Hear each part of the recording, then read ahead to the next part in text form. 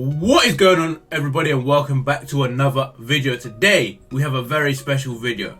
Let me tell you guys why we have a very special video, because this is going to be the longest video we've ever done. And yes, we're finally starting If the Emperor Had a Podcast, episode 0, White Scars. This is the pilot of the podcast, and after this episode there is another 3 that we need to do, I believe. So yeah, we're gonna do these podcasts. I think I'm gonna bring them out every other day, right? So I'm not gonna do them 4 in a row. We'll have a gap day and then we'll do another one just because it's so long. And then after I finish the podcast, I will finish special 6, and then we'll be fully up to date with the TTS series. Now, one announcement I want to make before this: videos. I'm only doing 1 a day when it's this long. When they're long now, I'm just gonna do 1 a day. I think throughout the Christmas period, up until the New Year, maybe a week into 2020, I'll be doing 1 video a day, and then we'll go from there. I really need a bit of a break because every day, I don't know how many people know, it takes me at least between 3 to probably 8 hours a day to put all this content up. So yeah, it's getting a bit of a grind. I need a break. So over Christmas, I'm probably gonna, in the next week or so, pre-record a shit ton of videos so I can have a break over Christmas, man. But there will still be daily videos for you guys, don't worry about that. I definitely want to try a few things. I want to start gaming and stuff, so I might get me and my brother to play a few games during the Christmas holiday, and we'll see if we'll stream them or not. But they'll definitely end up on the YouTube channel regardless. But that's not important for right now, because today we're checking out If the Emperor Had That Podcast, bro. Oh my god, this is gonna be so long. I don't know if the Emperor should have a podcast, to be honest. I've done podcasts and I really enjoy doing podcasts, to be fair. I think it's really fun, but god, the Emperor. I mean, this comes right. I think this podcast comes right in the place of where Kitten and Magnus leave, and then they go through the books that the other custodians retrieved. So yeah, this should be very, very intriguing. But yeah, boys, let's get into this video.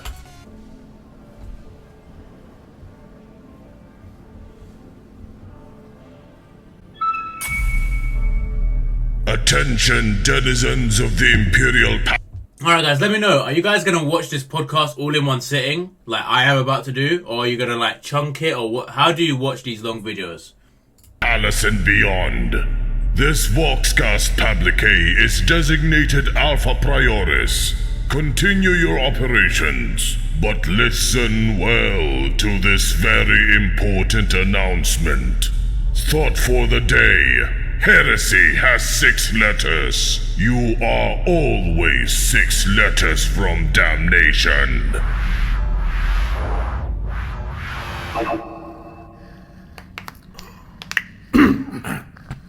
Is it home? Who's tapping the Voxhaler?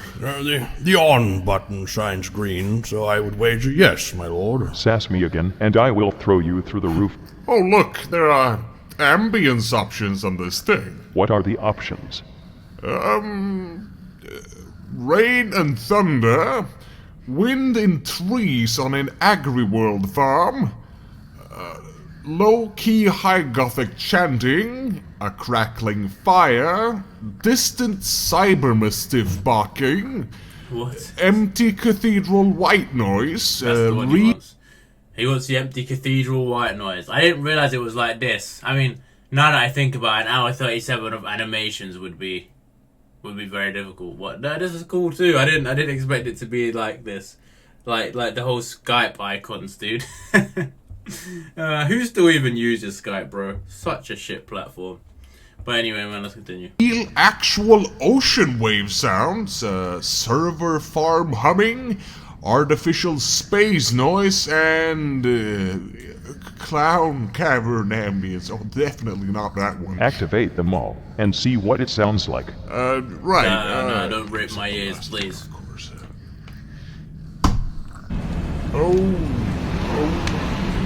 We have reached the pinnacle of relaxing ambient sounds. Father, this is distressing. Blacklisted. I cannot hear a thing. I am not a thing. Please, turn this horrible noise off. I shall turn it down, my lords. That will do. Now that we have set an appropriate mood, How about we begin? Yes. Sirs, defenders, wardens, workers, and sycophants of the Imperial Palace. Greetings to you. I am an Imperial Fist. You may call me by my newly designated wall name. Adorable. Do not do this. Together with me are 2 tribunes of the Adeptus Custodes. Most suggestive salutations to you all. A pleasure. And your lord, the Emperor of Mankind. That is I. He has forced this menial service. That is I want to continue doing a podcast, man.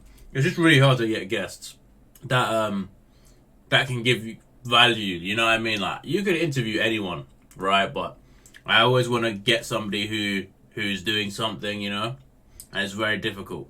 But if you guys want me to try and continue doing my podcast, which was on my other channel, you guys should let me know. I will continue doing it eventually, just I don't know when. Servant boy into holding a voxheller into the Sanctum Imperialis in order to relay a message. Say hello, boy.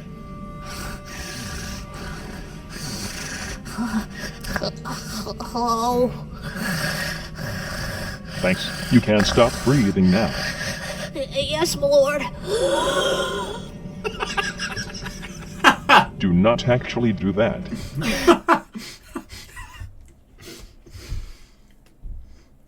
You know what's so funny about this is when you play any sort of games, back in the day when I used to play Call of Duty and now when I play Fortnite, if you ever have a random in your game and it's a little kid, they're always heavy breathing into their mic. And their mic is always garbage, dude. And then the laugh is always like this dude after they leave. The message, as it were, is that you all are absurdly uninformed. Stop. And that he is very ashamed of you. Secure your mouth, you lemon-stained hunk of ceramite. I am not a large portion of ceramite, father. I am a living being. This I have yet to notice. I did spill lemon juice on my Centurion armor earlier this morning, however. Shut up. I am speaking now. Greetings, children. I am the Emperor. How is it going? Just kidding, that was a rhetorical question. I do not actually want to know. To bring you full context of exactly how and why I can speak, the Golden Throne, to which I have been shackled for over 10 millennia, has had a so-called text-to-speech device installed into its framework, allowing me to carefully manipulate the ancient microscopic remnants of my own flesh remaining around the stasis field encapsulating my eternal body, effectively typing out whatever I want to have said. This allows me to have nuanced conversations with you without the hassle of further breaking my soul in desperate attempts to relay my messages to the dim-witted populace of my Imperium through agonized psychic shrieks. I have made the decision to broadcast this message to you, for I have come to realize that you are all absurdly uninformed and that I am ashamed of you. Since my attunement, things have gone through 7 hells of ignorance and back. And just to give you an example of this, you voxhaler. Yes, My lord. my lord. Yes, my lord. What do you what? No, sorry. I mean. Tell me in earnest, boy. Do you know anything about the White Scars? Is that what you get when cutting your hand on rusted knives? Funny. What is your name? My name? Timmy. You took too long. Your name is Boy now. Oh boy. This boy, represents your collective ignorance. He is untaught to the point where he does not even know the name of one of the original Space Marine Legions. I mean, alright, to be fair, the White Scars are amongst the least noteworthy specimens I ever did make, but that is no excuse. Most humans receive only enough education to enter the workforce. Knowledge of the Adeptus Astartes does not constitute essential information in that regard. Which is why I wish for this to be recorded and publicly spread to each household on each planet, no matter the time it may take. Ignorance damns progress, my children. I shall provide context for why you are alive. This is ironic, coming from you, father. I do not care in the slightest. So, what we are doing right here, right now, is that we are covering the history of the White Scars because they are an important subject for the Imperium at large to know about, apparently. It is not about the importance of the subject matter. The White Scars seem pretty absent, right? Like I feel like they're just another one of them background legions, right? Like I have not done a video on them. I think Major Kill has a video on them, like explained in like by an Australian. I might watch that because that's hilarious. But yeah, I haven't really had too much of them mentioned in the lore. Then, what is it about? It is about quelling ignorance, however small it may be. And because I just read several accounts worth of history about the White Scars of all things, and I need a pick-me-up in the form of biased venting. All right, my veiny vocal cords are tense, taut, lubed, and loosened, my lord. Where exactly should we begin? It depends on exactly how unknowledgeable we should assume our listeners currently are. Let us assume... Nothing. very. Right. To clarify, Space Marines are big humans stuffed with extra organs and muscles, typically wearing powered space armor. We are really assuming the worst. These Space Marines, along with all other fighting troops in our Imperium, are in a never-ending war against aliens and other undesirables in order to keep you, your neighbors, and your entire planetary population breathing. They are a primary reason why you and your entire ancestral line even exists. This is also why you work long, unfulfilling days in factorums, out in the fields, inside the mines, stuck in the district medicais, or wherever you may be doing your duty. Through your servitude, you are contributing to the fight. You are aiding in our continued existence, helping us in Bro, why does this guy keep coughing and sniffing, bro? Mute your mic, bro. our quest to obtain mankind's solemn birthright. And that is why we are here specifically talking about the legendary and exceedingly rare Space Marine strike forces only employed in the most dire situations, and not about, say, standard planetary defense forces that you, as a bog-standard Imperial worker, might have actually seen once or twice. Well, to be fair, compared to stories about their local planetary defense forces, telling stories about the fabled Space Marine chapters would be loads upon loads more exciting and, what is a better word for marketable? I can tell you, listeners, that I am such a Space Marine.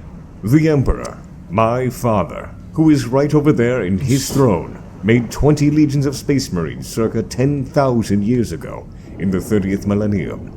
Among them were the Imperial Fists, such as I, as well as the White Scars, who are our subject matter.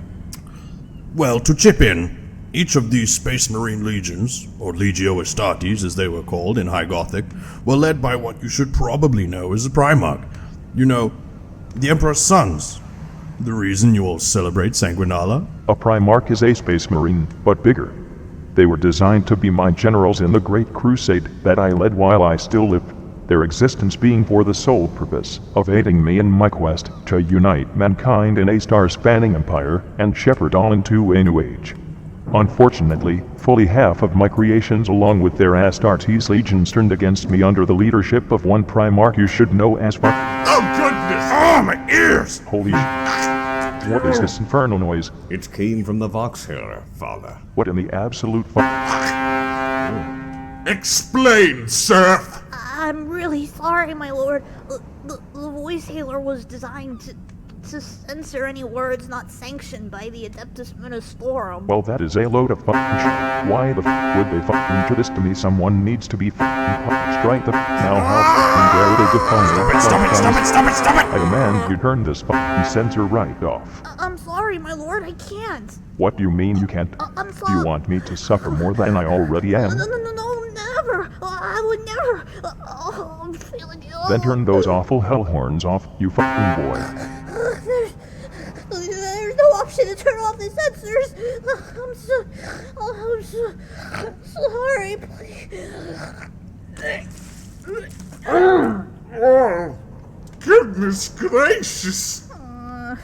The Ecclesiarch is going to answer for this. Perhaps you could use this as an exercise in not overusing profanity, father. Go yourself, Rogel. I believe that is biologically impossible, and I've only seen Lorgar do that with extensive genetic modification. Is there an option to censor everything Rogel says ever?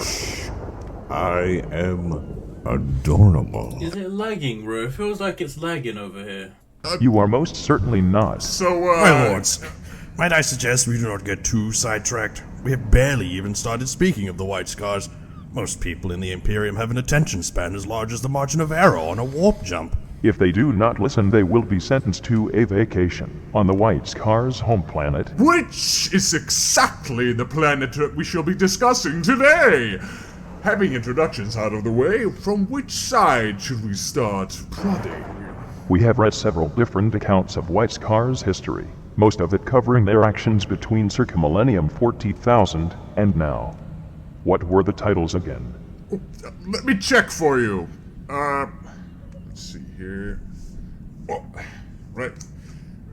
Well, we have the 5 different Codex Space Marine records. Apparently edition 3 through 7. Albeit I never did find edition 1 and 2, so that was kind of odd. But then we got the Index Astartes 1 record, the chapter-approved Book of the Astronomicon, and lastly the Hunt for Voldorius record. Which record should we begin covering? Might I suggest the Index Astartes book? It did contain a detailed record of the origins of the White Scars Primarch, Jaghatai Khan, honored be his name. It was quite an interesting read. If by interesting you mean sleep-inducing, I'm... Can like Space Marines read faster than regular humans? Obviously they can remember everything, but can they read faster? I just agree. You do not sleep, Father. You are in perpetual pain. It's almost as if you're an eternal pain glove cranked up to 11. Thanks for reminding me of every second of my existence. You are welcome, Father. I am surprised you forgot. Permission. Ow, loud noise. Permission to begin, my master. Go right ahead. Index Astartes 1. Right, so, the Index Astartes book. Well, let me pick it up here. The Index Astartes book starts recording the galvanizing history of the White Scars from page 40 and onwards.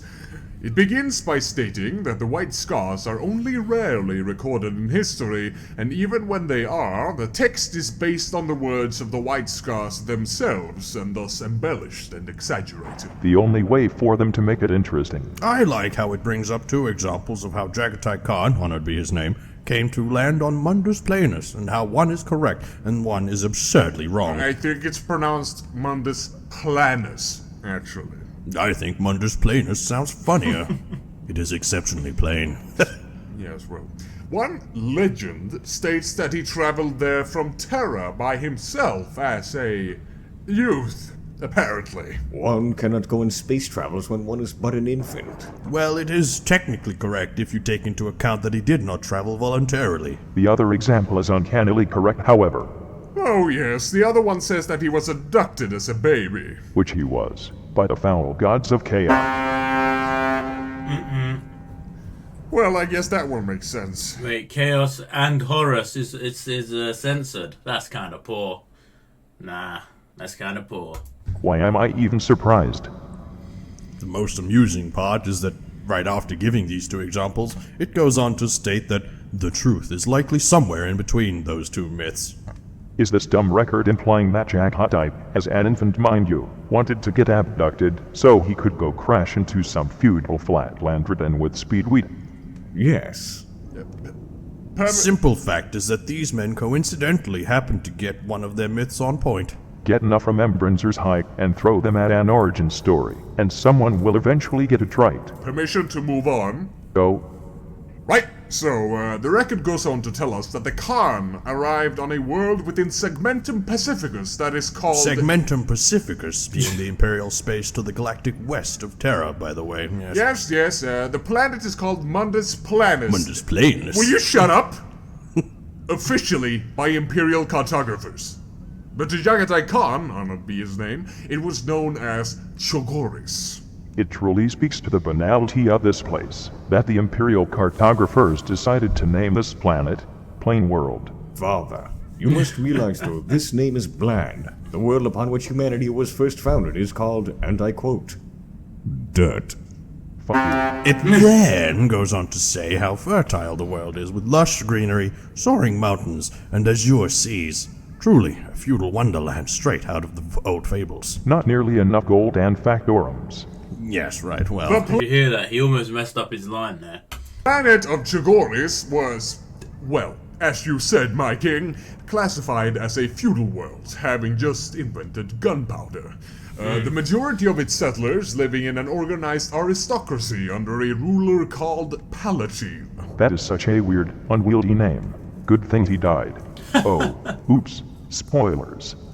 You know, could have sworn Palatines are rank amongst the Sisters of Battle. Weird coincidence. Voxeller, do you know what an organized aristocracy is?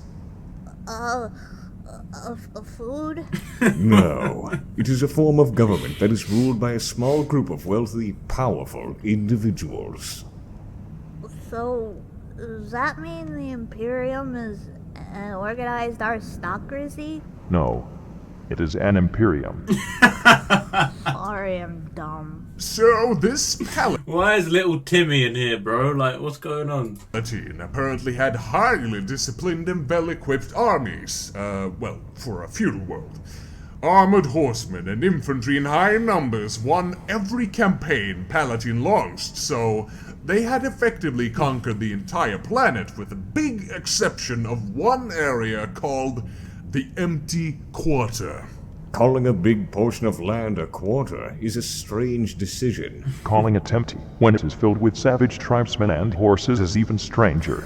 I am certain many a family picnic ended horribly out there. Dude. So, here is where the story really begins. We have not even begun, and I am already sick and tired.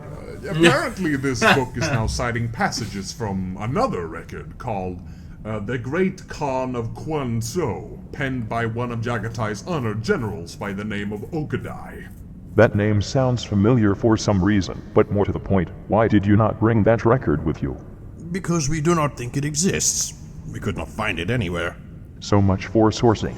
So, Jaghatai Khan, honored to be his name, first landed in a vast, wind-blown steppe Why does he keep saying honored to be his name? And who the hell's Ogadai?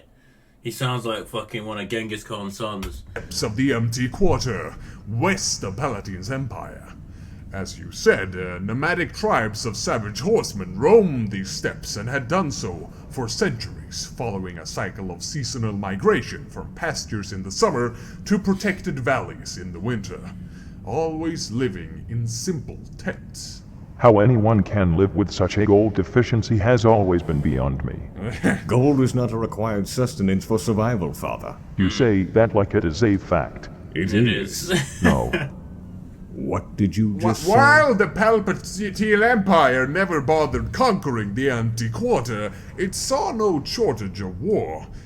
These tribes constantly fought amongst themselves for territory. As if one field of grass is somehow better than another. They also supposedly did it for the sheer joy of battle. Sticking axes in each other's faces is a great pastime when riding horses stops being fun. Yes, but it was all child's play compared to the apparent atrocities carried out by the Palatine Empire.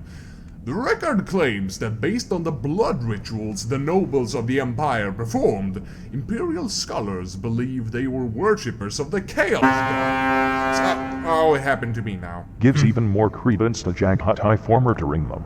Right, so Jaghatai landed near the so-called Krunan River, where a man called Ong Khan found him. Honor goes to Don Khan for not trying to eat this crash-landed infant upon finding him, I suppose. I do not think there have been any records of these tribesmen being cannibals, my lord. You are right. Honor goes to Jaghatai for not eating this weird horseman instead. Yes. Yeah, it does, because Conrad was eating people when he landed, so... The joke is that space marines eat human flesh at times. It is one of the funnier genetic quirks I came up with. That quirk happens to be recorded in this Index Astartes book, incidentally, on page 4 to be specific. Sourcing is great. E-boy always does it. Anyway, move on. Oh, right. So Ong Khan was given the honor of adopting this glowing child into his tribe, the Talskars believing him to be a gift from the gods. Of course he fucking did, damn it. Ow. Since he was young, the tribe had claimed there was a fire in his eyes, which is a Talskar term for being a great warrior. Having fire in one's eyes is not a Talskar term. It has been said for centuries. If Jaghatai had fire in his eyes, he would not be a great warrior. He would be dead. Yeah. While Jaghatai was still young, exactly how young we are not sure, but an event known as the Blooding happened.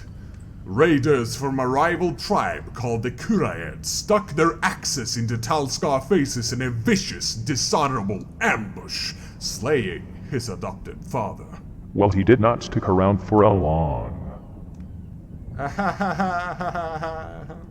It was funny UGH my ears for food. I am angry with the current state of events. Anyway, Jaghatai, already the greatest warriors amongst his tribe, and bearing many, ritualistic scars of courage. Because having a ritual where you cut deep to scar yourself is a great idea when you live on a filthy feudal world where a simple infection equals death. Yes, basically, he became Hey, that's not bullshit, bro. What are you cutting yourself there for? I mean, back in the day, bro, before, like, antiseptic wipes and fucking bacterial, all this shit, bro. Like, people were dying from cuts because they get infected and then they wouldn't know what to do and they'd probably make it worse by putting some bullshit in it on it, you know? Popular amongst the Talskars and led them into battle against the Kuraed tribe, racing their village to the ground and slaughtering them all, bathing in their blood and mounting the head of the Kuraed chieftain above his tent. These events were to shape the Primarch into the man he would become, a man of fierce honor, loyalty, and ruthlessness. As a disclaimer, just because Jaghatai Khan is a Primarch that you all should look up to does not mean that you should go slaughter your neighbors and raise their heads up high on your ham block. You hear that, boy? Yes, my lord. I will not savage the enemy tribes, my lord. Unless they are Xenos, of course. So anyway, after the killing of the Kuraed, Jaghatai swore to bring an end to the wars between the people of the steppe. He now sought unity of purpose, and for his efforts, he was elected Khan of the Talskar tribe. After this, Jaghatai started subjugating and conquering the other tribes, forcing them into his ever-growing army. Ah, he had his own little great crusade out in the fields. Like father, like son, eh? We should call it the Small Crusade, for it was very small. Very good, Lord Adorable. Please do not call him that. Anyway, moving on, the army he amassed was named the Mathuli, which is a Talskar word for irresistible force. He made military service mandatory and combined warriors from different tribes into the same units as to break up tribal association and rid his army of segregation. Wise. He promoted his warriors purely based on their abilities, giving each person due respect if they could prove themselves worthy of it. As long as they were capable of growing a stringy mustache, they were probably good. So, 10 summers after the culling of the Kuraed, while his armies were migrating 10 summers. That's a valid measuring stick right there, dude. in preparation for the coming winter, a freak avalanche came blasting down the slopes, taking Jaghatai and many of his tribesmen with it, down a cliff. Was it fire? Jaghatai survived, of course. No amount of snow could kill a Primarch. Yes, oh yes, instead of dying, he was harried by a hunting band from the Palatine Empire, incidentally led by Palatine's own son. Needless to say, he flipping died. Smashing. What was that word you just said? Look, I am desperate here. That disgusting Voxhaler is making me take drastic measures. Hilarious. Please, keep doing this. Frick you. Your actions have consequences. Frick you. Speaking of consequences, Jaghatai Khan, honored be his name, slaughtered the son of Palatine and his band, mutilated the last survivor, tied him to his horse, hung the decapitated head of Palatine's son around the neck of the survivor, and sent him back to Palatine with a message. The people of the steppes are yours no longer. Nothing says get off my grass fields like being sent to your brat's head on Horse Express. As a result of this, Palatine was outraged, and soon as summer came, marched out with his army, intent on wiping out the barbarian tribes. It was too bad he faced Jaghatai Khan, infinitely more cunning and resourceful than an old aristocratic cultist. In the Valley of the Khans, on the Long Sun Plain, Palatine's empire met Jaghatai's Mathuli. He met his defeat faster than Jaghatai tribes. That is really fast. Really fast. Really fast. Fast. Since Palatine's army was accustomed to hand-to-hand combat, they did not stand a chance against Jaghatai's hit-and-run tactics. Palatine instead retreated back to his capital city and hid like a little baby. This is really starting to sound familiar, eerily so. So over the course of the next years, Jaghatai's army started overrunning Palatine's lands, besting armies, storming walled cities, and slaying its nobles. They had no choice but to either surrender or face total destruction. Apparently it was said that these devil-faced savages were supernatural demons, spelled without the A here, there to exact divine vengeance for the sins of man. I feel that thought process did a 180 with the whole demons exacting divine retribution thing. In the end, Jaghatai and his armies reached Palatine's stronghold of Kapasta. Jaghatai demanded Palatine's head on a spear, or he would... Well, these names are very, very weird, dude. Co-pasta. leave no stone standing. Within an hour, a group of meek nobles crawled out of the city's gates and gave Jaghatai what he desired. After this pathetic defeat, the honored Khan's power stretched from ocean to ocean, the largest empire the planet had ever known, conquered by a single man in less than 20 years. The small crusade was a great success. But even though he now ruled over a vast area, he knew that his people had no real desire to rule such a realm. His motivation was to reunite the tribes and exact vengeance on Palatine. Nothing more. Maybe it wasn't as great a success as one might have thought then. Well, while ultimate power rested with the Khan and his generals, they did not have any developed concept for ruling settled populations. They simply wanted unity. That is about the time that I arrived. As you well know, my memory is fractured, but this book claims that I made landfall and met Jaghatai Khan for the first time since his abduction. We met in his Zen little mountain palace called Kwanzaa, where he dropped to one knee in front of me and swore eternal fealty to the Imperium of Man. In response, Jaghatai left the planet and its rulership to his successor Ogudai, while I gave him the 5th Legion, which he renamed the White Scars. Actually, speaking of that, what were they called before they reunited with Jaghatai? I do not remember at all. Yes, but, ignoring that. After reuniting with you, my Emperor, he of course continued to use the lightning-fast tactics that he had made use of upon Aureus, and used them to great effect right to the very end. And then, 70 years after the Horus heresy, while Aureus was still of semi-feudal This guy can say Horus. What the fuck? still under the control of his tribes, Jaghatai disappeared. His disappearance happened somewhere near the Maelstrom, while he was chasing a dark Eldar cabal that had taken many of his fellow tribesmen hostage. It does say here, though, that is not set in stone.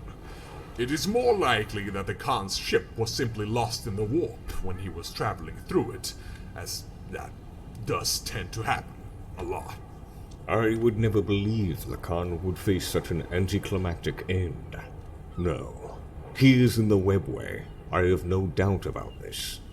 What do you base this on? Staunch intuition, and my knowledge of who the Khan is. I agree. Jaghatai Khan is in the webway. I can feel it.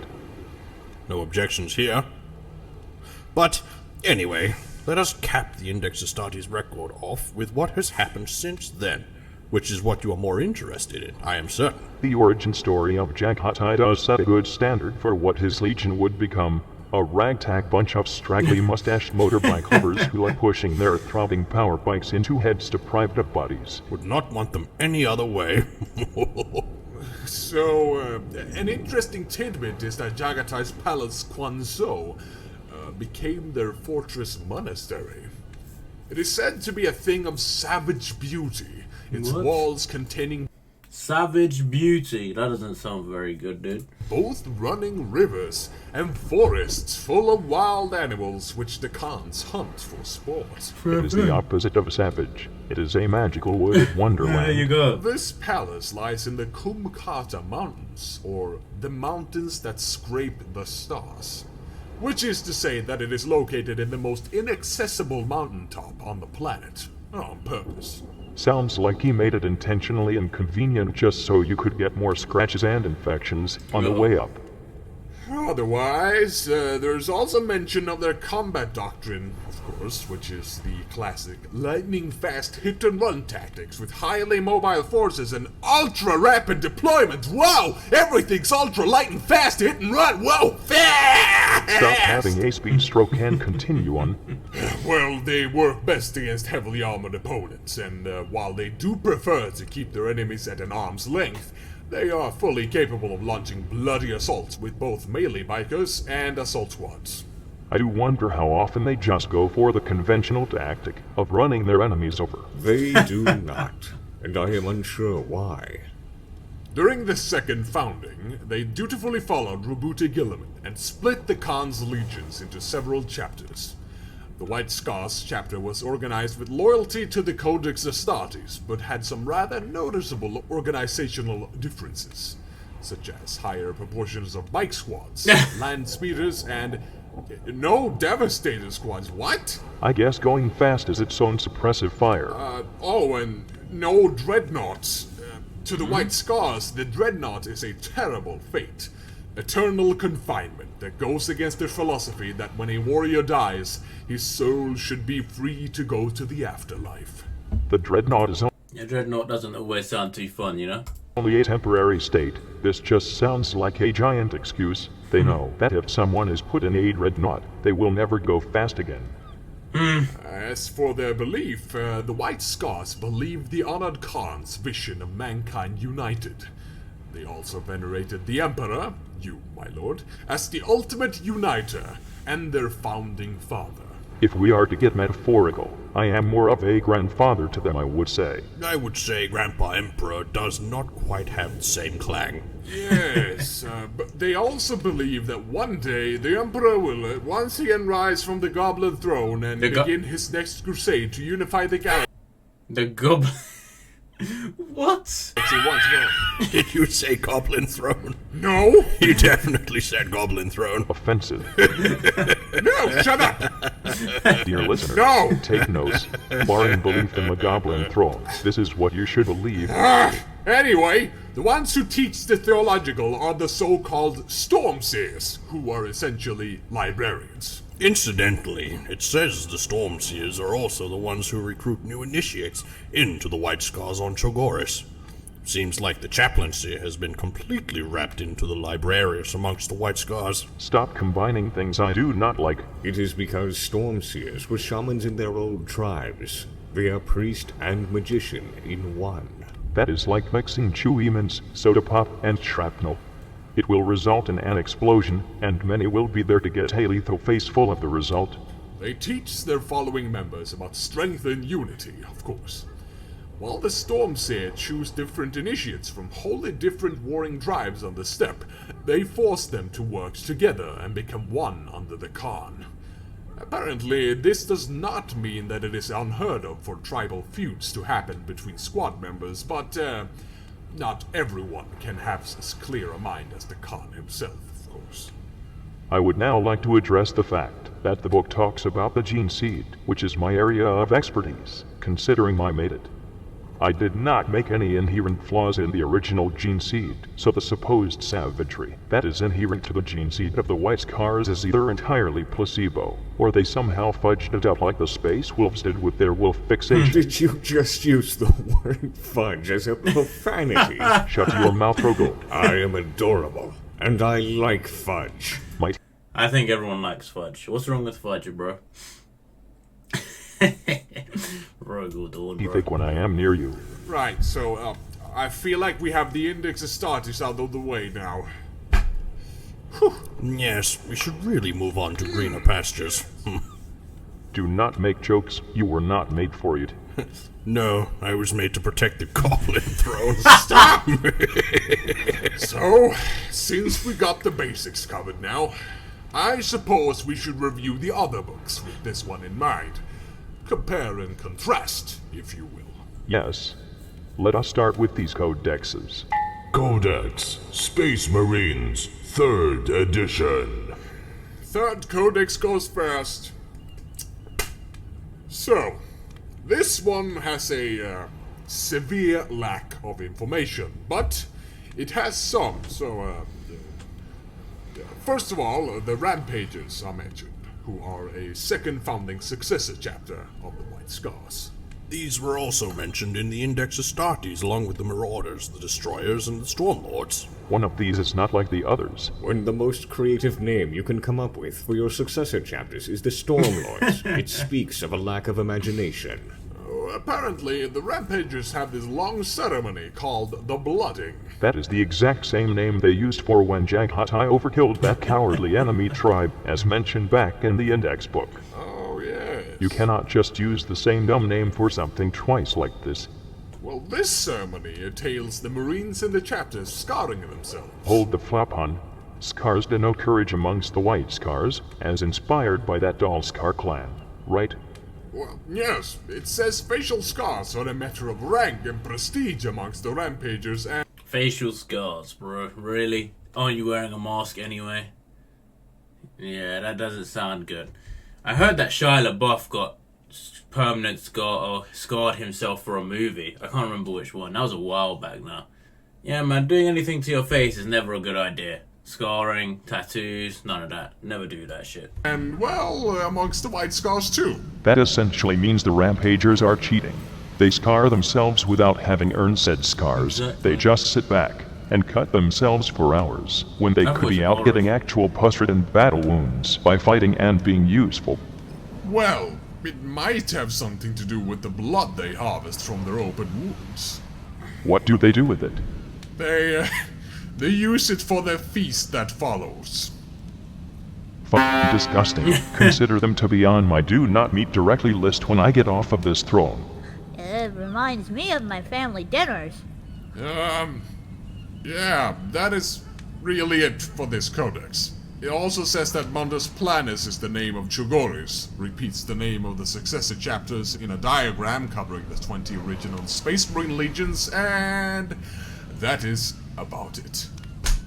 Next book then. Right, on to the fourth. Codex Space Marines 4th Edition. Can you hear that crackling? Nice. Right. So, here we first of all have the exact same 20 original legions diagram I just mentioned when covering the third codex to start off with. It is exactly the same, barring some changes in the spellings. Secondly, we have another diagram over the codex compliant and codex divergent chapters, and the different advantages and drawbacks of each. Should be interesting. The White Scars are said to be a courageous codex-compliant chapter, and have traits known as be swift as the wind, and trust your battle brothers, while their drawback is flesh over steel. So they are really fast. They have trust in each other, but they do not like wearing helmets. Exactly why was this written down? I can see all that by just looking at a picture of them. That is almost it. But the flesh over steel drawback has in actuality to do with their lack of facilities to deploy a lot of vehicles, like Predators and Land Raiders. I am fairly certain a chapter does not need their own facilities in order to get a hold of some tanks, when you have Forge Worlds in almost every system. Perhaps they prefer not to use those vehicles because they are too slow. That makes more sense. I would assume the White Scars to be dumb enough to not take tanks rather than the Mechanicum being dumb enough not to give them any. Otherwise, there is just some mention of a White Scars Marine. Maybe. What's smarter, an Adeptus Mechanicus dude? I mean, he is part machine or a Space Marine. I mean, some Space Marines are kind of dumb, even though they have photographic memory. Named Suburai, Deja vu again. who was on a pilgrimage to kill orcs and died, but honestly, it is entirely irrelevant, and we should move on. Let us do that then. Codex Space Marines 5th Edition. The 5th Codex, then. This one contains a lot more stuff. Or, well, it does start off with the exact same diagram that the 3rd and 4th did, telling us who the successors are and the names of the 20 original legions, and that the White Scars planet is Mundus Planet. Mundus Plane! Bad joke! Stop it! Just like this diagram is starting to be. Well, now this one says that the White Scars This guy's a problem, bro. What is wrong with him?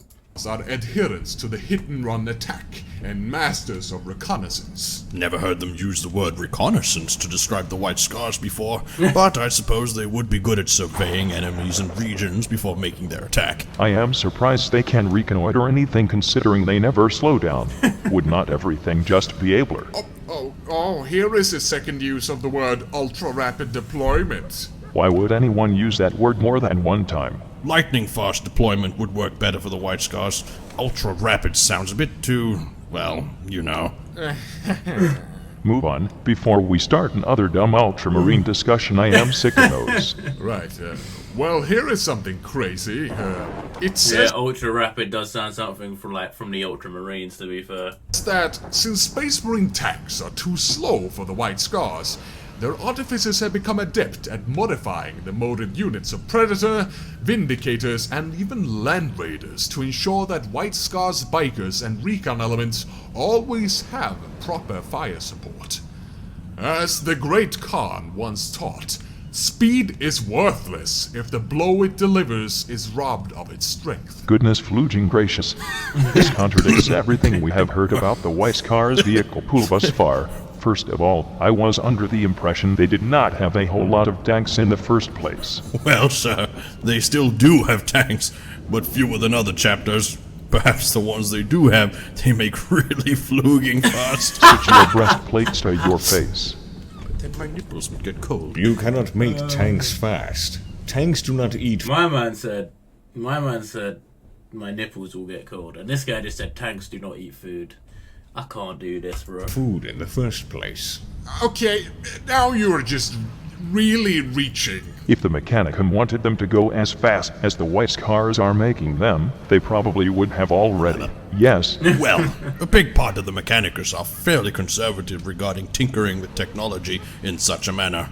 I was going to say, if these White Scars artificers managed They're too busy with toasters to be doing anything else, to be honest. to make a straight-up improvement to those 3 different tanks, why would they not send these schematics to the rest of the Imperium to use as well? But now I see it might just be the Mechanicum being bags of tremendously stubborn rubbish. If we assume the White Scars didn't just make them lighter and faster by stripping significant parts of their hull off of them, the improved schematics were probably lost in some backlog. Yea, bureaucracy. Moving on, it says here that the White Scars' favorite opponent to fight are the Orc cults of speed, or the I'm Saimhan gonna say they want to fight orcs. and Wild Riders. I can only guess why. They love murder racing. Of course they do. Ultra-rapid murder racing. I would not be surprised if they carry out rituals in which they send out their weekend crippled on a bike to ride down a cliff to an ultra-rapid demise. Otherwise, they apparently color their helmets with scars of paint, tribal markings to emulate the tribesmen of the steppe. Oh, and it also says here that they call normal Space Marine helmets biker helmets. Everyone else calls that a avoid getting shot in the head, you dumb idiot helmet. To be fair, pretty much every single chapter, regiment, division, and ordo in the Imperium and beyond have soldiers refusing to wear helmets for reasons we have yet to figure out. looking at you, adorable. I will not grant you the honor of a measured response, because while you do wear a helmet, your skin-to-armor ratio is 90 to 10. Well, hey, we have just about the most eventless job in the galaxy. Making the rounds in the palace is a lot easier when wearing naught but leather and proverbial body gloss. You are insane and need psycho-indoctrination, and perhaps several weeks in the pain glove. Oh, here we have our first mention of the hunt for Why does he always talk about the fucking pain glove, bro? Chill. Oh, he loves that pain glove, bro. Aureus. Oh boy. The hunt for Voldemort. It does. We will get back to that when we cover the record in and of itself. Goodness, that Voldorius pronunciation. Sounded like you were about to puke, my master. This text-to-speech device is awful sometimes, but it fits considering the subject matter. Right. So, that leads us to the first ever independent marine recorded in these books. That is not Jaghatai Khan, honored be his name. The Honorable Karoud Khan. Oh yes, he was the one hunting in the hunt for Voldemort. It does. I suppose he deserves his own page for killing the most pathetic demon prince I have ever had the pleasure of hearing about. Karoud Khan is the 51st individual Master of the Hunt, which is a honorific that has been passed down since Jaghatai Khan presumably made it up, being entirely unique to the White Scars. So I suppose the rampages, marauders, destroyers, and stormlords do not have it, as it in the end is all in all a waste of a rank. This is true. His duty is, above all, to seek out the chapter's adversaries that have, somehow, battled them and survived. They consider those enemies to be a scar, if you will, on their honor, and they cannot be allowed the glory in this small victory. As if So if you survive a battle against them, they hunt you down and kill you anyway. That's fucked up. How do they even know that's kind of fucked up. How did they even know you were fighting? there is any to be had in the first place. So, every 25 years, the White Scars hold the Rites of Howling, in which the Master of the Hunt is dispatched to seek out and, of course, bring back the head of one of these adversaries. This fascination with heads is disturbing. To be fair, the Imperium is littered with skulls already, is it not? Yeah. Those have at least been cleaned and bleached. They just take the head with all the flesh and fibers included. Quos? So, Karoud Khan, being the honored Master of the Hunt, is sent out on one of these operations and is not allowed to return before his prey has been slaughtered. He then returns with the head as proof of the kill, and the White Scars celebrate with a moonlit feast. After that, he gives the head over to the head chaplain who... Wait. Excuse me. Head chaplain? So they do still have a chaplaincy then? It is not wrapped up into the librarius? Talk about redundant. I suppose the White Scars just need a lot of encouragement from many different sides, or something. Wait, no, I just realized. You said head chaplain, right? Oh goodness, he did. It is verbatim. A head chaplain. A chaplain dedicated to the collection of heads.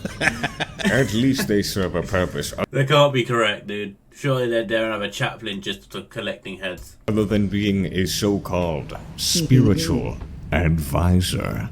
Why do you lean in on the Hailer so much? Because I need to emphasize how terrible the decision is. Well, very well. So, what the head chaplain does is that he takes up a heated brand and burns the ice out from the dead skull while the hymn of vengeance is sung. Afterwards, they eat the ham of vengeance. Do they hold a grudge against this ham for smelling bad? Why the fudge do they not just throw the head into an acid bath to cleanse it of all the flesh? Why do they have to make it so unhygienic? Doesn't acid burn through bones though? As well. I mean, maybe if you leave it in there for a short period of time. When Breaking Bad, that's how they get rid of bodies. They just put them in a big vat of acid. So I guess... What if he brings back a head, and with it, some awful alien virus that spreads across the planet and kills its people? They still live on a feudal world. Besides famine, childbirth and moving, disease is the greatest threat. The head chaplaincy needs to think this through. Well, after that is done, the head chaplain masks the head in silver and mounts it on a lance along the path leading up to the fortress monastery, alongside thousands of other heads whose owners have met the same fate. Would be a nice place to take your partner. Oh, right. Now we will go over the 6th codex, which contains more information than the last ones. For better or for not better. Codex Space Marines 6th edition. Is the diagram still there? Do they all have Ultramarines on the covers, dude? Like what? Yes, it is still the same. It lists the 20 original legions, their successors, and Manus planet, their home planet. All is the same. Good. I would have almost been disappointed if it was not. So, here it mostly tells us of things we already know. They are hunters without peer, the savage visages feared throughout the galaxy, and oh boy! They use ultra-rapid deployment to ensure that the foe's first sight of them is the last! Got the rule of 3, gentlemen. Now we will remember it forever. Yes! I am so happy this has happened. Woo-wee. So, anyway, here we have a mention of Mandus Mandus Planet and Chagoris being one and the same, which is the first clarification of this we have had in any of these codexes. It then goes on to describe the White Scars as fierce, honor-scarred warriors. I thought the scars denoted courage, not honor. Is there that big of a difference? Big enough to bother me. I believe they encourage honor and honor courage. They can do both of those things without cutting themselves. What kind of orc wording is this? Like Gork and Mork. I can't remember exactly they're basically the same, you know? Just like flipped.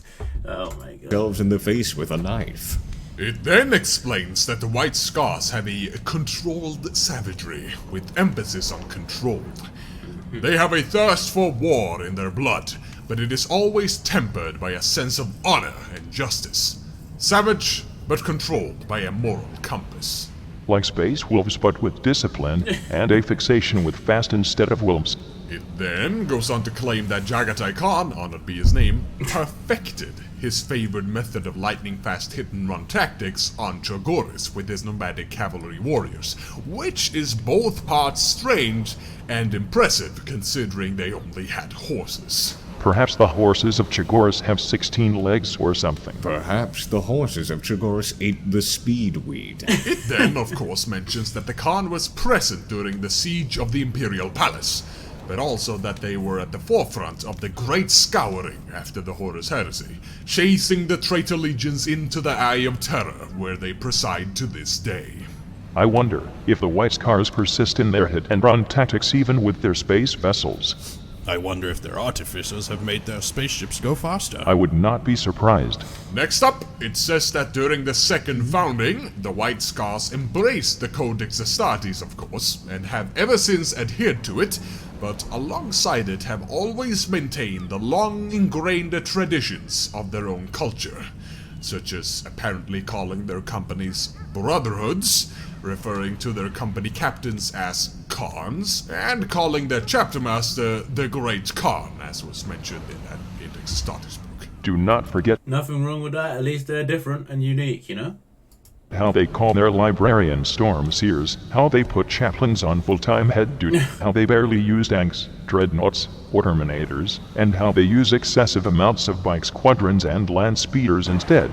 The only thing they are not doing is legion building, which is less a guideline in the Codex Astartes and more a galactical legislation. So, being Codex compliant basically pertains to not legion building according to this record. Whatever else the Codex Astartes says is just guidelines and dumb fluff. I realize I have been scammed. I only had to accept the no legion building proposal. I never had to review his book. I am now angry. We shall deploy ultra-rapid criticism against him and his book when he returns. I now feel fully justified in my last wall protocol. Anyway, between the different brotherhoods of the White Scars, there exists a strong sense of rivalry. The Khans of the different brotherhoods often end up competing in tests of martial skill for the honor of leading an attack. So they have a giant competition about who gets to die first. Yeah. Good. That is the best kind of rivalry. Oh look! They called regular Astartes pattern helmets biker helmets again. Does the codex say anything about wearing a damn helmet even off a bike? Because I feel it needs a section for that specifically dedicated to the White Scars. Do you really think they would even see that? Good point. They have probably never even read it. And now for something completely different. We got some information on Quan So, the White Scars Fortress Monastery, aka their headquarters for those of you who do not know what a fortress monastery is. It is a city-sized fortress with great adamantium gates, feasting halls with marbled walls, heavily hung with many a trophy taken by the White Scars. The fortress has massive void shields to prevent aerial bombardments, and is armed to repel attacks from land, air, and space. For offensive purposes, it has enough ordnance to flatten an entire hive city, as well as a massive macro laser known as Khan's Fury. Their librarius is a lightning-racked spire, where Stormseers study lore and chronicle deeds and events, as well as proceeding over the chapter's astropaths, so they can communicate with the Imperium at large, as well as the White Scars who are out on the hunt. They forgot to mention the big old fortress forest. I wonder how much of it is fortress and how much of it is forest. Moving on. Each brotherhood, of course, has That's a great question. How much of it is fortress and how much of it is forest? Great question. loads of bikes and land speeders, but their infantry squads are apparently almost always born to battle by fast vehicles, or gunships. Gunships have not been mentioned in their roster before, but it does make a lot of sense. Aircraft does go fast. Oh, interesting. It says here that a few White Scars dreadnoughts actually do exist. Good or bad, depending on the situation. Only in the direst of circumstances do they enter service as, to the White Scars, spending an eternity sealed within a dreadnought, to, and I quote, never again feeling the rush of air whilst hurtling towards the foe with a blade in hand. Also known as to never go fast again. Yes, a much. truly Very much, that's what it sounds like, bro. These guys, man, it sounds like all the White Scars like to do is go very fast, you know? horrifying notion. Does this mean each significantly wounded Marine that does not want to get put in a box gets taken behind a shed? Maybe they have a retirement monastery in their fortress forest where they get pumped with artificial speed. I believe they call it the Emperor's Pace. The joke is that he replaced peace with pace, and that giving someone the Emperor's peace is the act of euthanizing dying Marines, while pace is a synonym for speed. Thanks for explaining my joke to the people on the back. Right.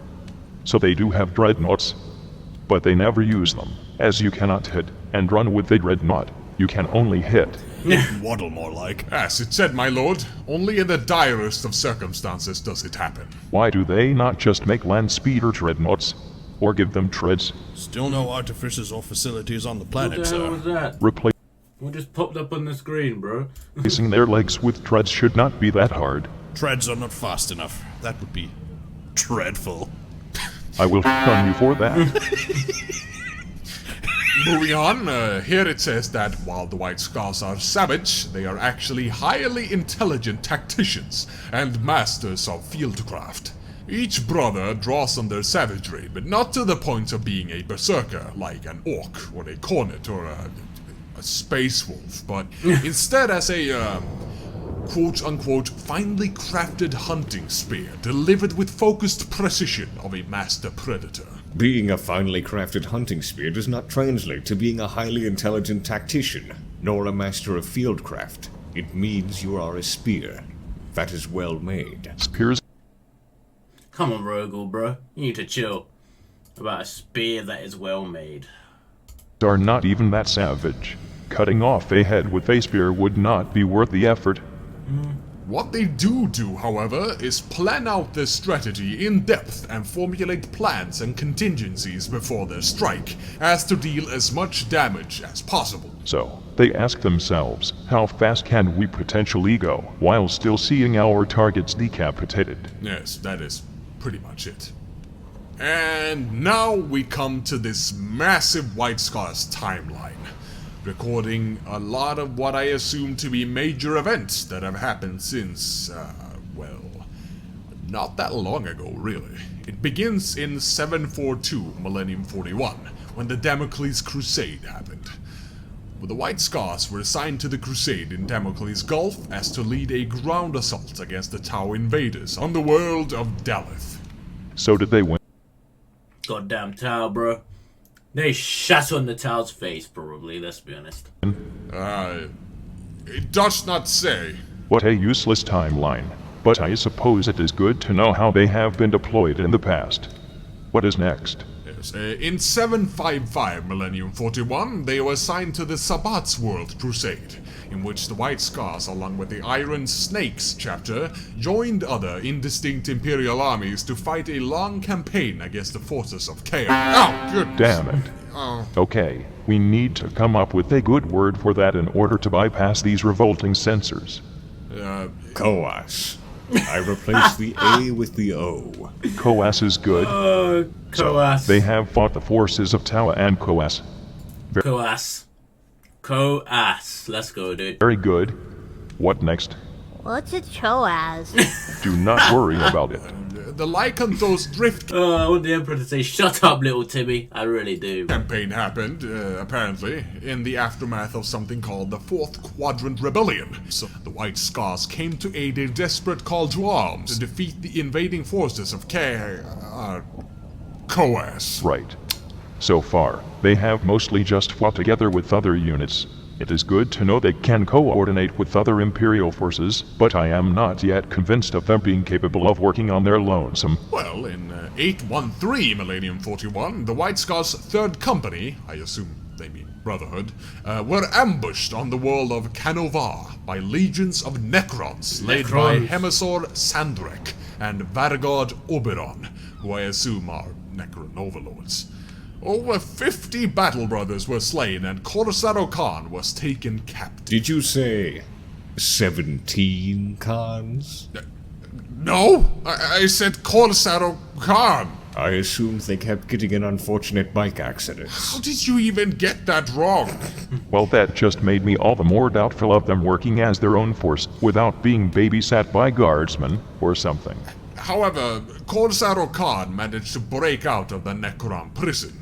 The idea of a Necron prison existing is funny to me. Do we have a reason why they took him hostage in the first place? That is kind of funny considering they sleep for millions of years or whatever it was, so. No. As father would say, what an assortment of male genitalia. What a surprise. The boy can learn. He, as in Jaghatai Khan, then returned to Jugoris and had the names of his Necron captors added to the Scroll of Vengeance, which I assume is their hunt list. Considering their naming conventions, the Scroll of Vengeance could just as well be their cookbook. The recipes are exclusively fast foods. Was that a joke just now? No. And yes. Understandable. Nevertheless, that they have their own little book of grudges is also funny to me. In 858 Millennium 41, the Dayata Purge happened, in which Chapter Master Kublai Khan, or Great Khan Kublai, led the combined forces of the White Scars and the Marauders chapter against a host of, Coas Marines. Okay. Kublai. Why is every single name popping up in these books reminding me of something horribly uncanny that I cannot entirely remember?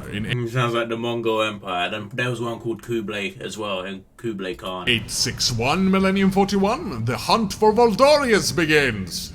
At the Centennial Feast in celebration of Kublai Khan's ascension to Great Khanery, Jaghatai Khan is ordered to hunt down the demon prince Kernax Voldorius and return with the monster's head. Or not at all. This we will return to. That they did not assume Voldorius had tripped down a staircase and died by the time of this feast is beyond me, considering how laughable his mere existence is.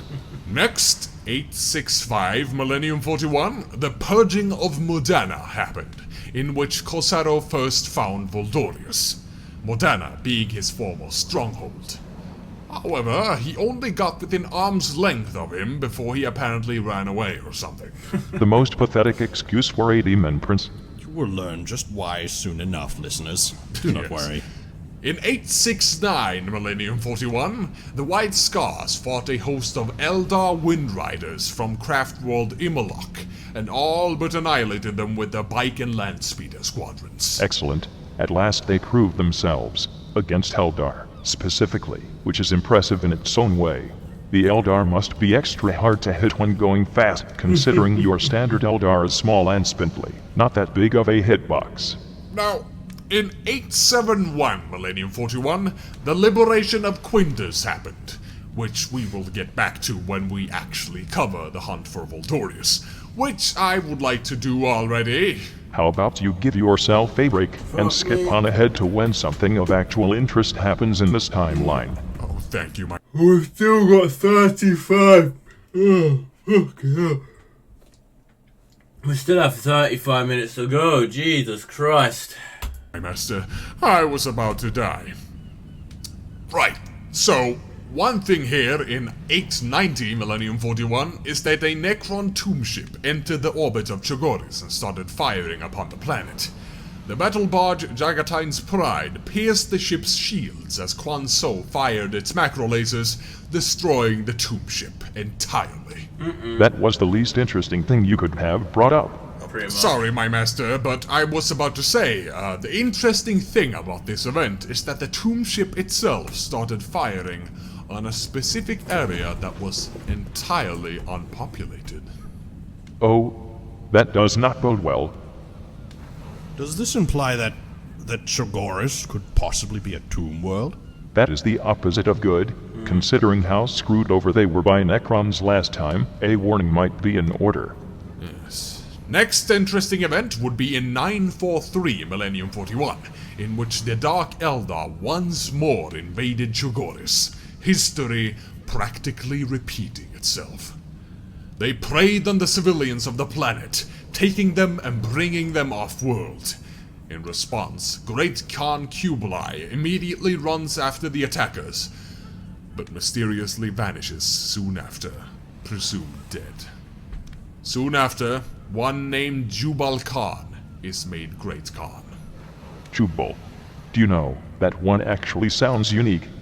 What we learn here, however, is that you should never ever chase after the Dark Eldar into their horrible little dungeon realm. Correct. Now, in 945 Millennium 41, Korsaro Khan returns to Chogoris once again with not only the head of the leader of the Cabal of the Bloody Talon, but those of 1,000 Dark Eldar warriors.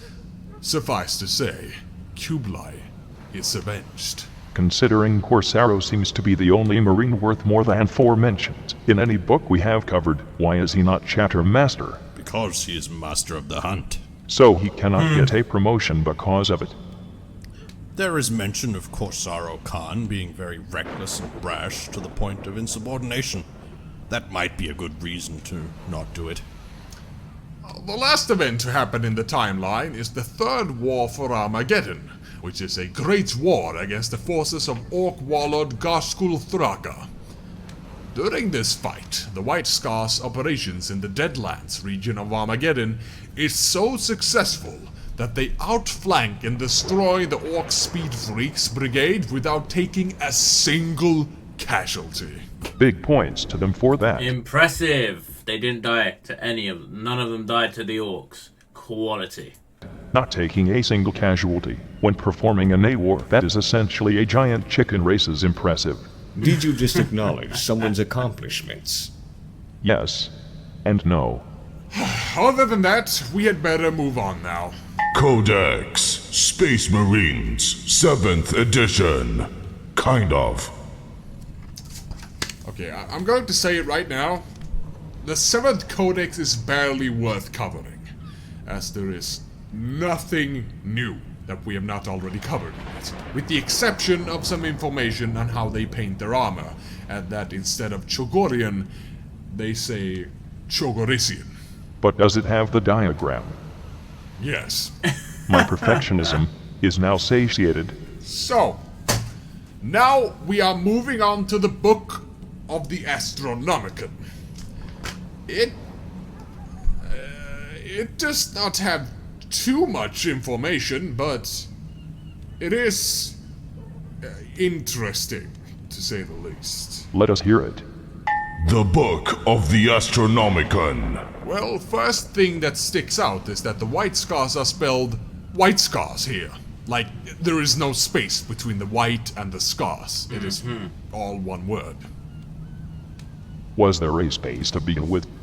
Well, yes. There's always been a space between the two words. I think I remember there not being one. Then you are remembering it wrong, Father. Pretty sure I am right, especially considering this book is saying it too. Every single other book has recorded it with a space. Yes, but one book also said the white scars had no dreadnoughts. But that makes sense. This does not. It totally does. Right, Move on. The other books are clearly flawed, while this one will present the truth as it is. Well, it says that the White Scars chapter of Space Marines have acquired a fearsome reputation both amongst the enemies of the Imperium and Yes? You find makes sense. Hey boy, enemies of the Imperium and its citizens. makes sense. Hey boy, Oh, what, my lord? Yes? do you find the idea of motorbike riding head chopping off mustachioed savages frightening? My lord, I don't know what a motorbike is. I will take this as a yes. Next, it says that the White Scars are organized in a classic fashion which forms the basis for all Marine chapters. Apparently. This Guy just almost laughed. The guy almost is the laughed. opposite of true. Hey now, you all said this was a codex compliant chapter. It is technically correct. That the white scars of all the chapters form the basis for all Marine chapters is, well... True, considering this book said so. Move on, next. Like most chapters, the White Scars are fiercely proud of their heritage and history, and troopers and officers alike wear their badge with honor and distinction. Troopers and officers. No other book informed us about the fact that the White Scars used rank names, like troopers and officers, in amongst their loony tribal made-up names. Is this book meant to be bullshit or something? He did say at the start that they write their own history or something, so it could be unreliable. Like Huns and Brotherhoods and Storm Seers. Very respectable. This book makes it sound like the White Scars are guardsmen. Just because guardsmen are doing something correctly does not mean you Astartes cannot do that exact something correctly too. Next, it says that the White Scars have been instrumental in achieving many important Imperial victories, such as their wanton destruction in the battle against the, Tyrannid, spelled with two N's here, Hive Fleet Behemoth in year 745, Millennium 41. It then goes on to state that this is, strangely enough, the only action the White Scars have taken against these foul servants of Coas. Oh.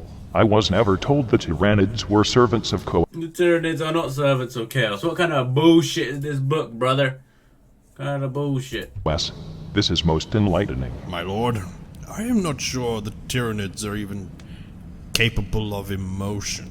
Nonsense. It must be true, because this book said so.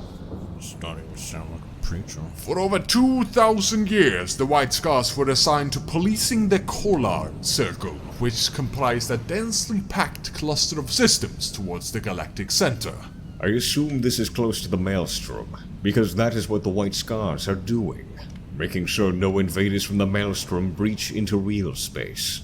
Apparently this Collard Circle is close to the domains of the Orc Warlords. As in, not an Orc Warlord or some Orc Warlords, but the Orc Warlords. Why have you not destroyed these ORK warlords yet? They clearly pose a threat and the White Scars can clearly not do it alone. Because there is no such threat. You will eat those words. One does not eat words. Contrary to what Lord Adorable said, the White Scars are currently on a counter-revolutionary tour of the mining system of Rad Ox. That is a very good name for a mining system. And and since they are a mobile chapter, they can do this easily, apparently having their headquarters in a vast space barge/monastery called Constantius. So whatever happened to Quanzhou? I knew a fortress city with both a macrolaser and a magical forest was too good to be true. Ah, my lord. The Index Astartes claimed that you yourself were in Quanzhou. I might as well have been in the Constantius as far as I know. I was probably really high at the time. Oh, I'm getting restless, dude. I can't sit still right now. Still got 27 minutes to go. Oh. This book also says that there is an unusually high number of astropaths and navigators attached to the chapter. The latter including a large number of full space marines, although these marines are rarely committed to battle. Inventive. I like it. That is dumb. Stop being so pessimistic. Making full space marines incapable of warfare by setting them on full duty as navigator is a waste of initiates, organs, and gene seed, and ends up Not in a wrong. severely less efficient battle brother in all accounts. Navigators are very Severely less efficient battle, brother. important to space travel. Having them be less easy targets and of stronger mind makes them both more effective at their job and drastically decreases chances of losing navigators and bus warp jump capability. Navigators are easily replaceable compared to gene seed, and assassinations of navigators are incredibly rare. This is a clear waste. You failed to realize that. Father, stop defending this dumb book. It is clearly wrong. No, you are dumb and wrong. Stop. No. Yes. No. Yes. No. Shut the fuck up! Ow. As to continue on, it also says that the White Scars are remarkable for their tenacity and courage. See, that makes sense. It also says immediately after that the same could be said of other chapters. So they are basically saying that the White Scars are not remarkable at all. How humble. Next up, they are covering a unit unique to the White Scars called the Soul Drinkers. Another thing the other books did not cover at all. No. This is ludicrous. The Soul Drinkers are not a White Scars unit. It says that the Soul Drinkers are a special assault group of veteran hand-to-hand combat specialists, all having the champion status. They are drawn from the ranks of the normal companies and represent those marines that have been particularly successful over the course of previous battles. The Soul Drinkers have full company status, but rarely have more than 3 squads extant and do not have any higher officers. Only sergeants, reporting directly to chapter command. If anything, this would be even more proof that the White Scars are indeed not Codex compliant in the least. This record is very bad. The Soul Drinkers are a Space Marine chapter, one that is under my heraldry. The White Scars do not have a company under that name, nor would they deliberately organize it so that it only has 3 squads at a time and no captain. I refuse to believe any of this. How about you tell that Soul Drinkers chapter to change their name? The White Scars are first founding, so they get first priority on names. The Imperial Fists are also first founding, and the Soul Drinkers are my successors, so I will not do this. I might just do it myself then. No. In other news, these White Scars also have a specially upgraded squad called the Cobra Squad. These are equipped with jump packs, and it's under the direct command of the company lieutenant, and will be supported by jump pack equipped medics. Equipping your medics with jump packs is quite a good idea if you attach them to a jump pack squad. They are called apothecaries, not medics. Medic is faster to say, which fits the White Scars perfectly. Bad record. Bad. Company lieutenant isn't faster than saying, what even is a company lieutenant in a Space Marine chapter? Is it a captain? Something under captain? Whatever it is, it must serve a good role, since they elected to have them. Right, that is it for this, record. It was the best one. It was the worst one. We will now move on to the last record we have available, which is, of course, the Hunt for Voldorius. The Hunt for Voldorius. We will now move on to the last record we have available, which is, of course, well, Just repeat yourself, bro.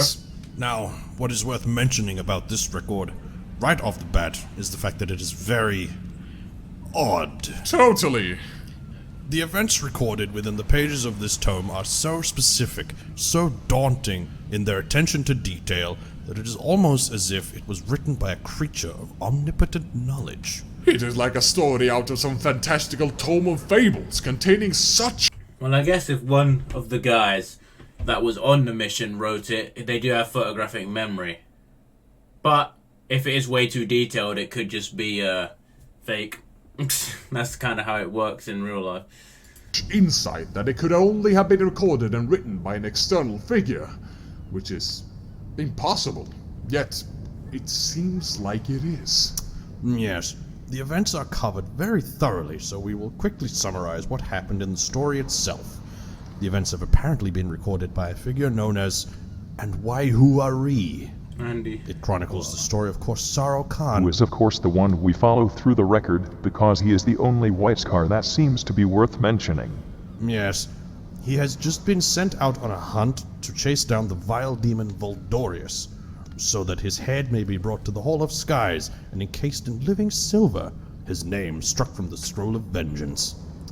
After more than a decade of hunting, Jaghatai Khan finally caught up with his prey on the planet of Quintus in 871 Millennium 41, on which the White Scars landed to silently infiltrate enemy territory, avoiding notice until the time was right. That is also when they met the Raven Guard, led by Kaivan Shrike, who was captain of the Raven Guard's third company at the time. Who were hiding without having reported to nearby chapters.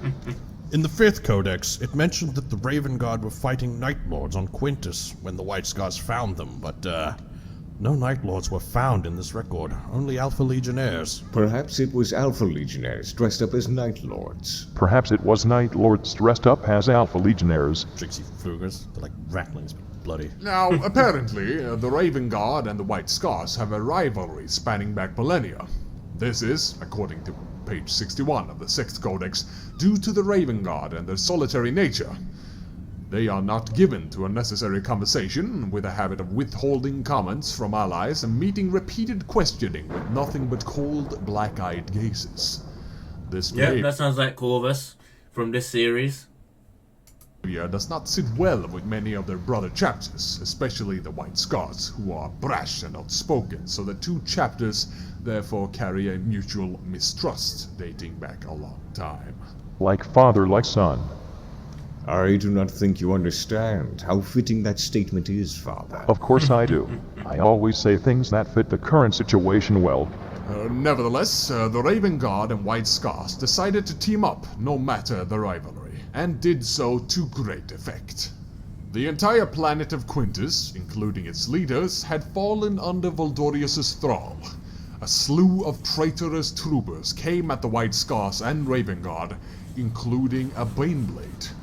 But the two chapters persevered, and in the end stormed the capital city of Mankara, in which Aureus stood planning, preparing a ritual for his next big murder. Can we talk shortly about Aureus himself? Of course, just refrain from puking all over. Aureus is hilarious. His mere existence is hilarious. The fact that he is a demon prince is hilarious. He is living proof that the Coas gods have awful talent, scouts. Coas. First off, the only reason he even became a demon prince is because he got a hold of the so-called blood tide, which is a... No, that's funny. Do they really have bad scouting for demon princes? Maybe. Maybe. stream of nanotech robots from the dark age of technology designed to infiltrate bloodstreams of up to billions of individuals at once. He used this to spill an entire quadrant's worth of blood, instantly promoting him to Demon Prince, even though he barely did anything other than, essentially, planting a seed. The blood tide was interesting. It apparently gained sentience after murdering all those people, begging to be killed by flames before Aureus could cheap out some more kills with it by having it integrated into a woman he kidnapped. Yes, her name was Malia Lenore, a junior officer and part of the planet's resistance forces. Aureus saw potential in her and kidnapped her to make her his equerry. He failed, seeing as an equerry only is an equerry if said equerry is a loyal subject. She was not. Which either speaks to how strong this mortal was, or how pathetic Valdoras is. Speaking of which, I would also like to point out that, while Valdoras was teleporting to the planet via The teleportarium, TTS device cannot save Aureus. he was almost killed by a team of unorganized rebels that had managed to infiltrate his headquarters. Upon transitioning, the resistance team detonated explosives and destroyed the ancient teleportarium. This opened up a warp rift through which Valdoras was almost completely blown into, his molecular structure violently decomposing as the winds of damnation ripped through his body. He was little more than a scorched skeleton before his servant, Nullus, cut the cords of the teleportarium and closed the rift. If this happened to any other demon prince, he would be laughed at and demoted to demon peasant for such a pathetic display. Which might just be why he has no demon serving him, with the exception of Nullus, who was most likely only there to kill white scars. Hey, remember how Valdorius did not kill a single person in this entire record? Oh, yes, I was getting to that. In the 5th Codex, it says that Valdoras slew many a marine during his last stand against the White Scars and Raven Guard. This is a lie. He did not directly kill a single person in this entire record. That's kind of poor. If you're a demon prince and you can't even kill one space marine, you're kind of a waste of space, aren't you? His servants did, Nullus did, everyone did, except Valdoras. What Valdoras did do, however, was the following. 1. Get spurned by the blood tide. 2. Kidnap that Malia Elnor mortal who would constantly reject his advances. 3. Be close to banished by an unstructured rebel militia. 4. Bridge the age-old gap between two rival chapters. And 5. Getting people nauseous with his presence, having them almost vomit on his shoes. Capping this off, his army consisted of 99.9% mortals forced to do his bidding, and they clearly did a substandard job under their new ruler, considering it was a whole planet's worth of soldiers. And they still did not manage to repel mere 2 companies worth of marines. In fact, the only true threat in this story was the Coash champion, Nullus. Nullus was a beast in comparison. While in the form of an Alpha Legionnaire and Valdorius' right hand, he managed to reap an imperial toll and present us with a genuinely unnerving presence. He wielded a weapon that sucked the power out of war gear it clashed against, making power weapons practically useless. That is a pretty fucking cool weapon, dude. That is a fucking sick weapon. I ain't gonna lie, it takes the power. That's sick. An especially striking scene was when he made example of that one loyal guardsman, challenging him to a duel, getting our hopes up, praying that he might actually even as much as dent his armor, showing the true might of the Imperial Guard, much like Pius himself did, and then getting his weapon sapped and mercilessly slaughtered. Nullus was also apparently a demon called Kagajaga, originally from Chigoris, banished from the planet by Jaghatai himself. With these origins, he knew of the White Scars' cultures, traditions, tactics, and weaknesses, specifically their dumb battle cant. Speaking of which, we should talk about their dumb battle cant. Right, so let us go over that, and whatever else we learned from this specific book that was not mentioned anywhere in the codexes and whatever. First of all, battle cant. When sending orders, telling one another what to do or what their status is... They use nonsensical quasi-poetic phrases like the north wind turns and noon, the remhound strikes, just so that no one except themselves can understand what they are talking about. Yes, that is correct. Battle cant is described as an efficient form of communications in battle, using descriptive shorthands that draw the eye to specific terrain features, ones that only someone on Chigoris would fully understand, as it relies heavily on cultural references, of course. The White Scars are a bit too into their culture. Not only is it their thing for fast and their dumb battle cant, but it is also stuff like their storm seers casting augurer bones to see outcomes of battle, which is the kind of shit Eldrad and Hezfar Seer boy band does. Neither do they employ torture due to it being anathema to a warrior's honor, basing it upon Jaghatai murdering all tribes that made use of such methods of extortion. They prioritize honoring the past before general efficiency. Well, all those things considered, are you saying battle cant is a bad strategy, sir? Absolutely not. I am only saying that it is incredibly silly, and that they are fetishizing their culture excessively. But using cryptic cipher language based on references only they understand is wise. The reason why the Silent Sisterhood's different sign languages have merit as well. Many more should employ their own. In fact, why do more Space Marine chapters not do it? I do not know, sir. Perhaps they do, but we are not aware. Certainly their successors would at least use it. Actually, I am the Mother Kraken Emperor, and thus I hereby decree that all planets invent their own cryptic language for their forces to use in battles. He's the Mother Kraken Emperor. Actually, no. Even better, each individual squad, be it a Space Marine squad, a Guardsman squad, a Rattling Sniper squad, whatever it may be, are highly encouraged to come up with their very own cryptic language to use in battle wholly based on inside jokes. That'd be so difficult, plus, how would they communicate with each other? And references. Why specifically inside jokes and references? Because hostile outsiders will not understand and will be increasingly annoyed that they do not, and as a result, will end up throwing hissy fits over it. It is what you call psychological warfare. Do you not reckon that this strategy would be confusing for other squads if they work closely together? Not if the regiment in and of itself has its own cryptic language to use in such a situation. Or if, well, do you know, they stopped using a cryptic language based on the situation, going back to the basics, like they do right now. Logistical errors would no doubt crop up as a result of this. Not if the commissars do their job. If the White Scars can employ the tactic chapter-wide, single squads should be able to do it too. Now that I think about it, we just talked about the cryptic cipher language plan openly in a public channel. We even covered the White Scars' efficient use of it and how it works. Considering this Voxcast is public, perhaps that was a bad idea? Good thing I have a contingency plan. The Editorum Surf shall cut this part out before the Voxcast's wider publication. This segment shall be exclusively heard in the Imperial Palace, where it should be safe, assuming you tossers have done your job properly. Well, no Harlequins have invaded for a while now, so we should be good. Also, moving on from this slightly, one thing I noticed about these books is, well, let us do a test. What do you call something from Chogoris? Of poor quality. No, sir. I mean, what is the word you use for something from Chogoris? Chogorian. Sugarician. Alright, most interesting. This book says it is Chogoran, but each one you used has also been recorded as being correct. What does the Book of the Astronomicon say about this? Nothing, sir. I shall call it Constantinian. That is objectively incorrect. Well, anyway, let us move on. Whew, I believe that is more or less it, actually. These were the functions and history of the White Scars Space Marine chapter. What is your final opinion on them, my master? While their mobility is more reckless a tactic, and they might want to believe, they are no doubt skilled at what they do.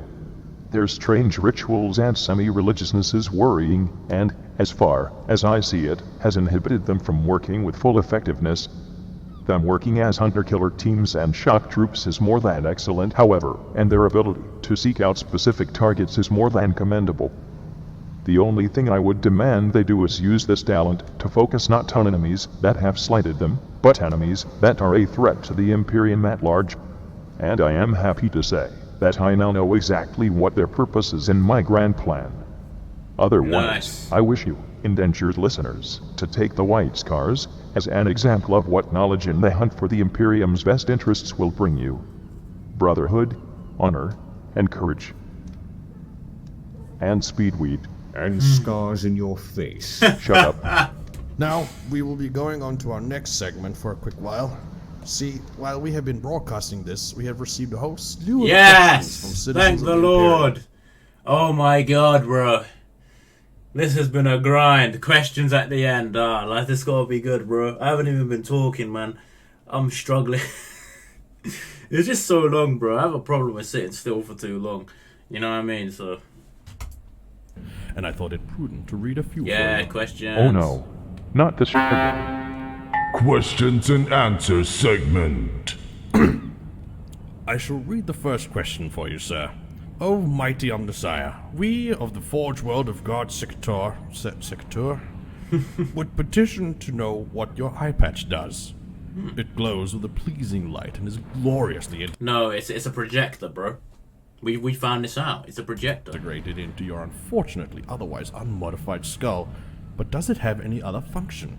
It was not there when you were so rudely and almost terminally interrupted in your rule of the Imperium, and none of our colleagues on Mars will tell us what it does. Archimagos Klaus, Forge World, Guard Sector? I only recently figured out that it has a myriad of purposes. My visor allows me to display pic feeds, look at streams of data downloaded through my input cables, turn on a flashlight, and play virtual reality games, albeit only on one eye. It also lights up every time I speak for some reason.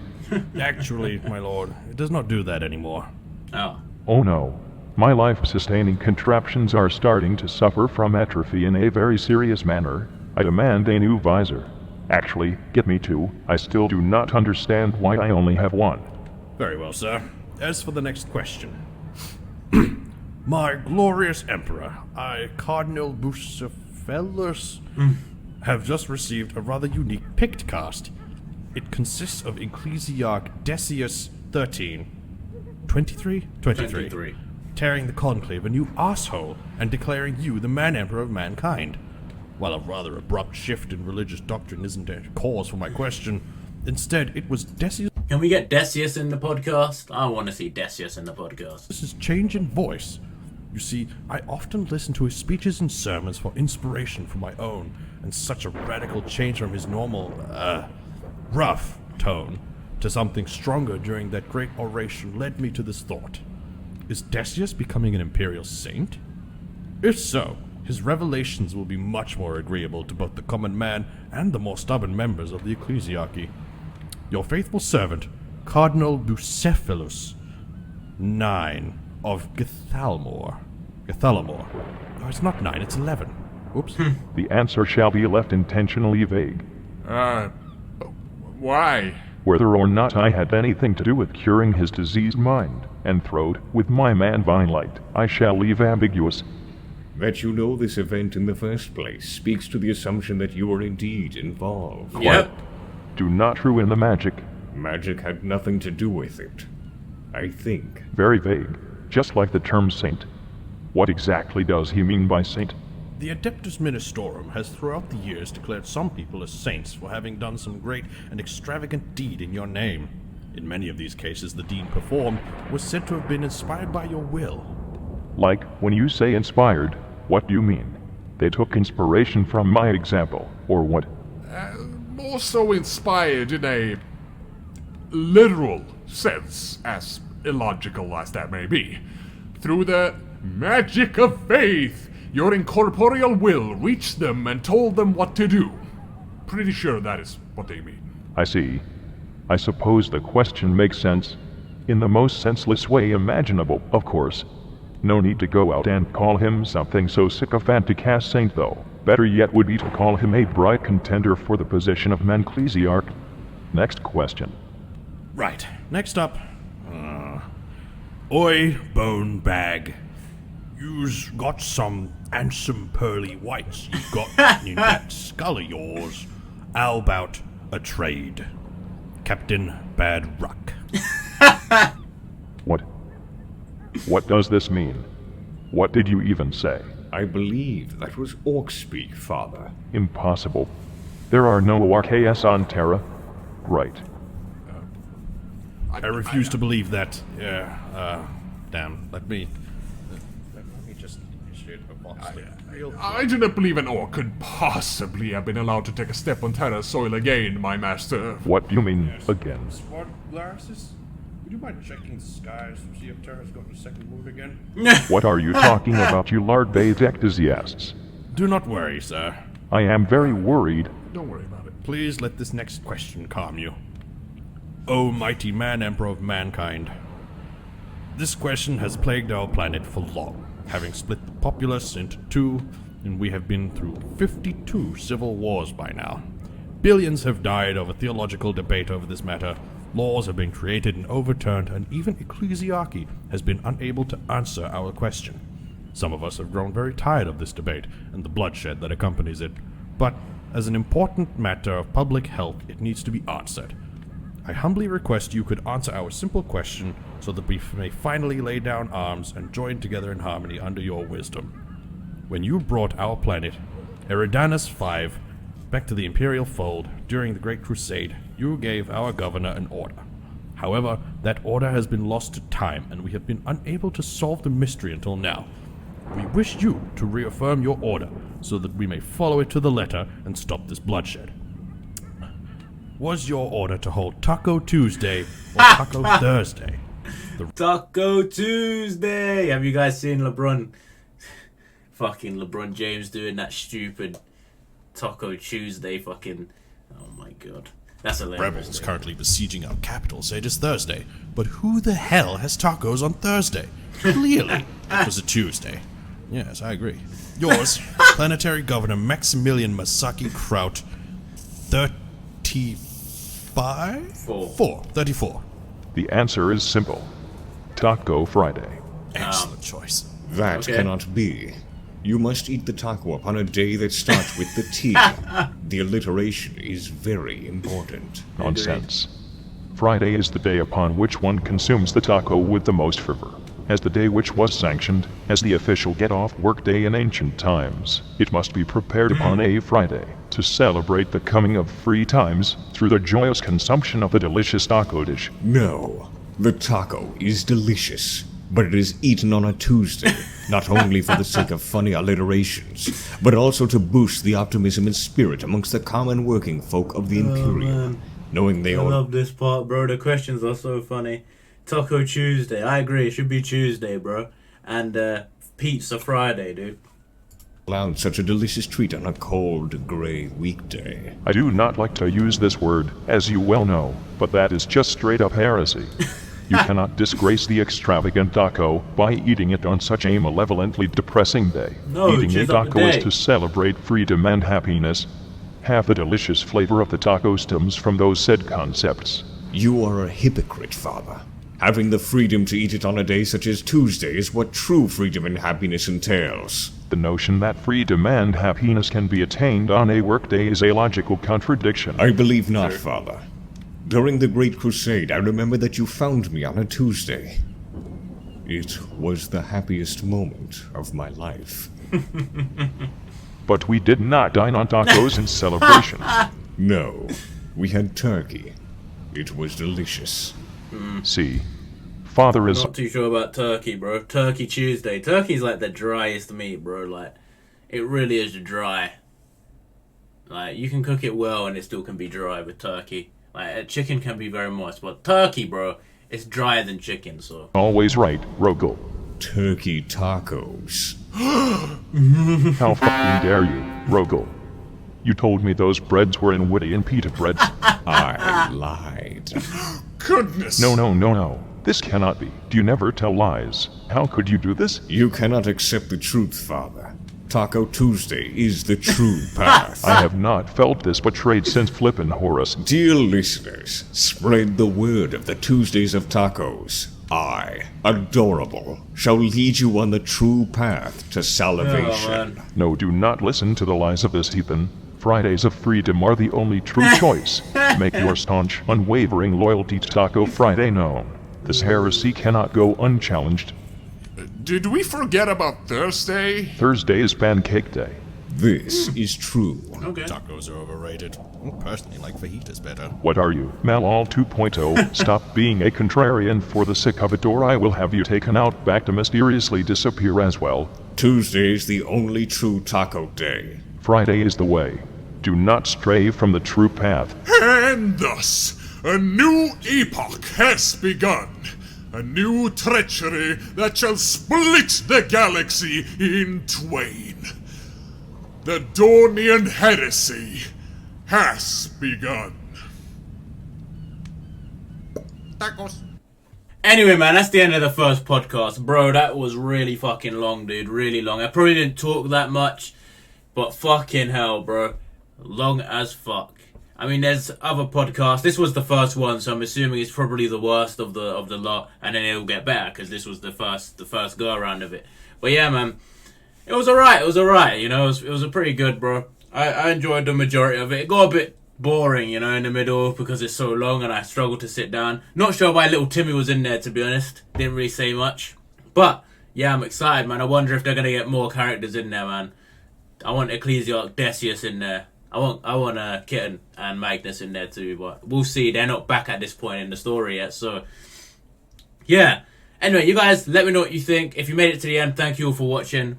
Be sure to leave a like and subscribe, and I'll see you all next time.